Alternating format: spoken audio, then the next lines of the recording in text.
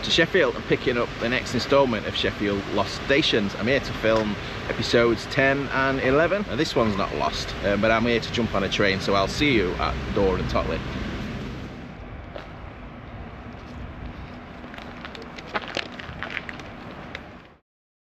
We're in the south of Sheffield today, and if you've ever got a train out of Sheffield towards Manchester or towards Chesterfield, then you'll have been through this series of lost stations. So as I've just been explaining, getting off the train at Dore and Totley, and I'm going to be working my way back down the line through Beauchief and Ecclesall, and Healy will be on a separate video. First stop of the day, Dore and Totley. Not technically a disused station. I suppose you could say it's 3/4 disused. As far as I've ever known it in my lifetime, it's always been a single platform, which it is today in its current setup. But swing the camera around, look, there's an extension on this side as well. They're reinstating a second platform and a second running line. Now, this was made single in the 1980s. Tell you what, they're making a bit of a meal of it. It seems to have been ongoing for years in the planning and building it now. It never seems to be a quick process, does it, when they just do something like this? Well, this original station opened in 1872. Don't know if you can see on the other side, swinging around again, there's two more lines on the other side there. That's the Midland Mainline, Chesterfield, Derby, London. And this one here that was stood on, that the platform on, is the Sheaf Valley line to Manchester. Originally, when the station opened, it was just the two far lines, the Midland Mainline. But as time progressed, they built this line, opened these two platforms, closed the other two lines over there, platforms, and then we were just left with this one from the 1980s. So a bit of a sorry state from what it was. But look who's just turned up on the platform. Not seen you for a long time, John. It's only been about It's a week. John and his good lady wife, Mrs. John. We're just saying, we've arranged to do a date night in that restaurant tomorrow. The Indian. Yeah, we're going to go. Yeah. All right. We've been before, it's pretty nice. It's a nice building, obviously. So, yeah, we'll be there tomorrow. Before we start, just a quick shout out to this week's new channel members. And there's just one, so welcome, Scott C. Appreciate the support. I hope you enjoy the perks. It's really not far between Dore and Totley station and the next station here, the Beauchief one. Beauchief. Is it? I'll call it Beauchief. I'll get into the history in a moment, but we're just on the approach for it on the main road, and there's these little sculptures, little artworks set into the wall here. Wow, there's another one. Yeah, someone's carved those out of stone.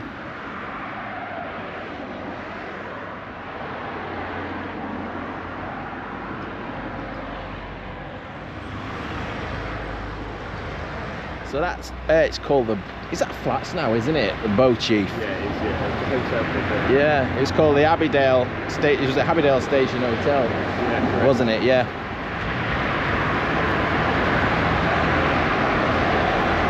Still got a little Abbey Dale station sign just above on the door, look. Oh, yeah, I've got an old photograph to show you. I don't know where it's come from. Someone's given me it at some stage. Taken from roughly this exact spot of the hotel and then the station, just on the road up in front there.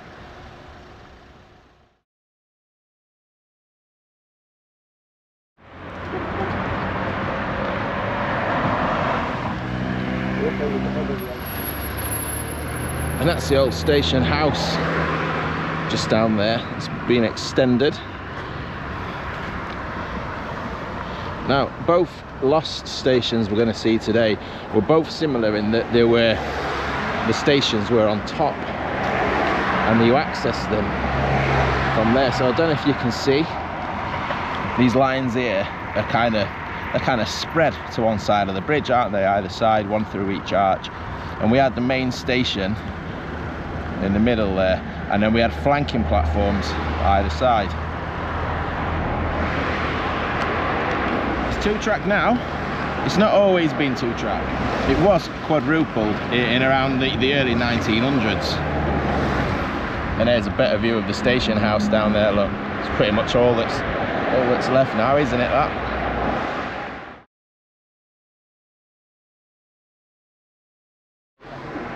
We're just looking along the top of the bridge here, because you got down onto the central platform. I think it's here, isn't it, look? I think that must be the bit where you accessed, because that lines up exactly with where the platforms was. Hang you over there, there's nothing down there to see, is there? A couple of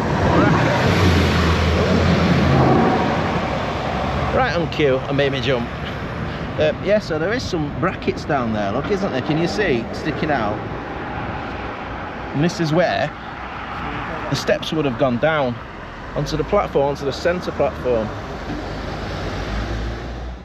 A fascinating old photograph. We can see the old hotel in the background there, and the station house as well. And we can also see a set of steps coming down to one of the flanking platforms. And once again, that old hotel visible on the old maps.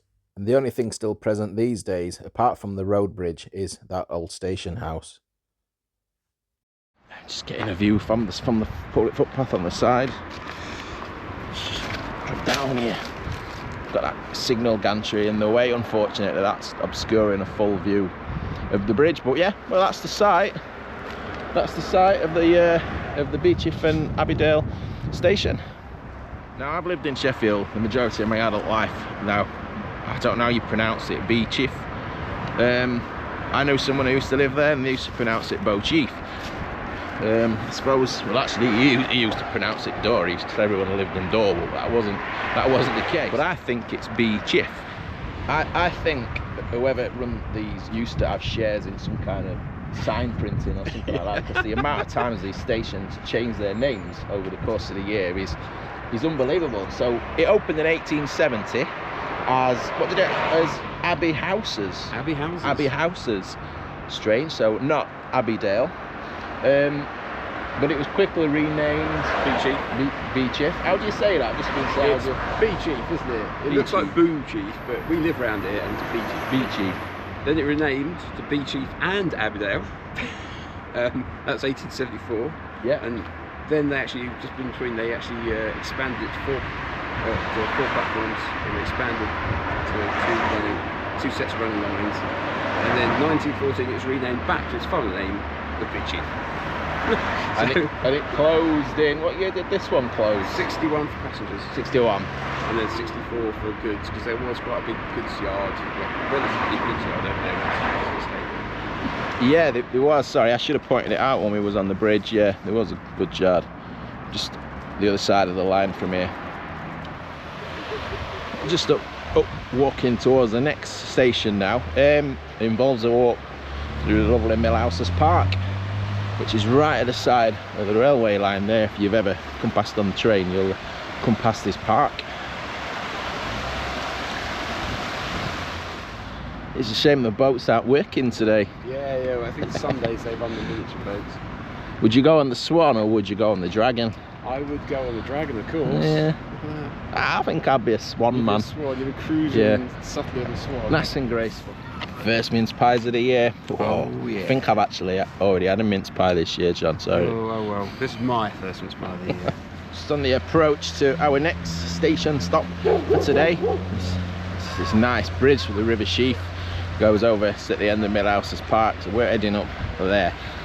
That's where the next Lost station is. So it's a similar kind of setup to our last station, this one. Big goods area. I'll show you when we get on top. Old Station Drive.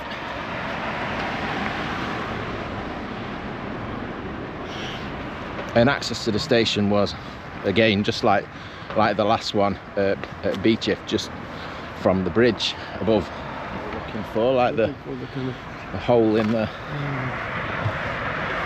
repaired bit where they've blocked up the hole. That's it, isn't it? Yeah, in between the two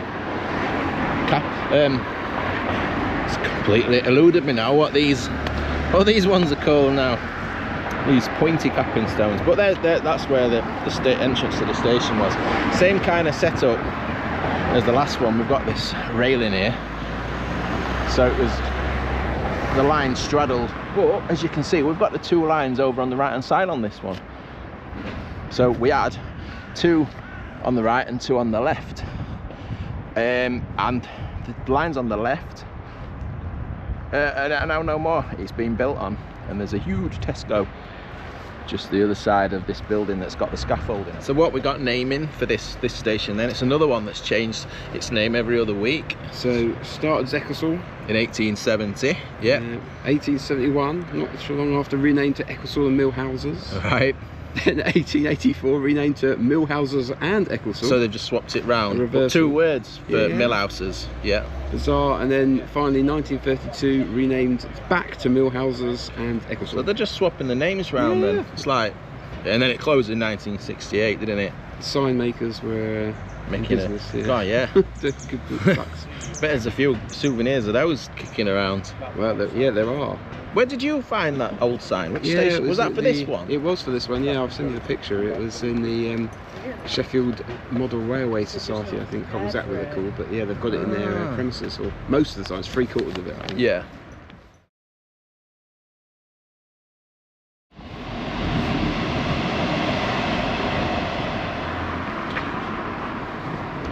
Yeah, so it is more obvious on this side, look, where it was quadrupled and it went either side of the bridge.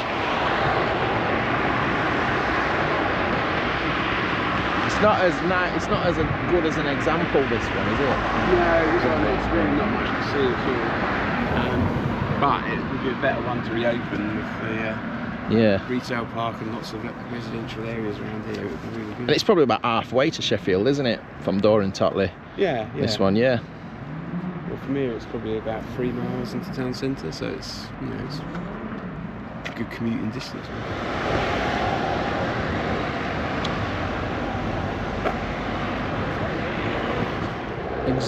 Exactly the same as the other one, in that, look, can you see the central pier on the bridge? It's still got those two buttresses. Oh, sorry, I did forget to mention, same set, it's just almost copy and paste station. The old station, would that be the station master's house? I think so, yeah, I think so. Now, just over there, this one had quite a bit more substantial sidings, goods shed. It actually had quite a large engine shed and a turntable over here. There's a turntable. And this one had a sort of strange, almost looks like a signal box, but it's not. That's effectively the route down onto the platform. It's just to the left of that. So it was actually a building over the stairs. I just assumed it would just be like a stairway down.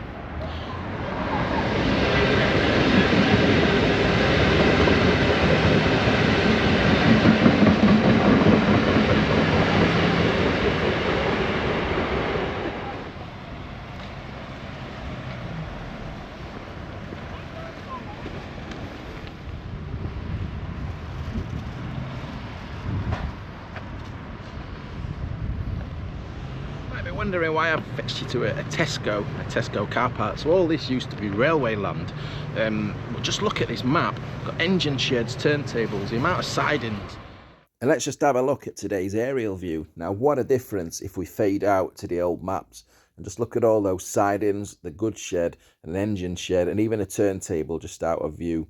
Now, I didn't realise this until I was in the last stages of editing this video, but the old Millhouses engine shed was still standing in some form until around 2014.